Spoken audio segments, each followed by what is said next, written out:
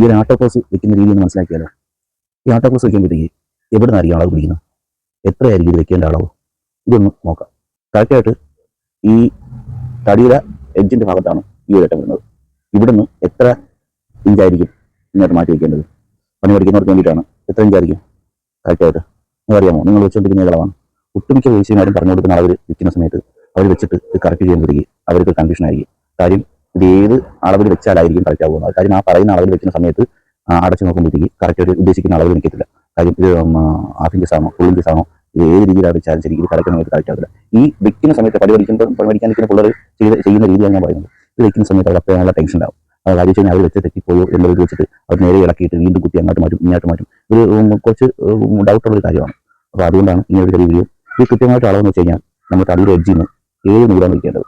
ആ 7 നൂല് വെച്ചിട്ട് കറക്റ്റ് ചെയ്ത് കഴിഞ്ഞാൽ കറക്റ്റായിട്ട് നമ്മൾ ഫുള്ളായാലും ഹാഫായാലും നമുക്ക് കറക്റ്റ് നമുക്ക് ഇത് അഡ്ജസ്റ്റ് ചെയ്യാനുള്ള സ്ക്രൂ ഉണ്ട്. ഇത് നല്ല നല്ല കമ്പനിയുടെ ആട്ടോക്രോസാണ് വരുന്നതെന്നുണ്ടെങ്കിൽ ഇത് കമ്പനി അഡ്ജസ്റ്റ് ചെയ്യാനും വരുന്നത്.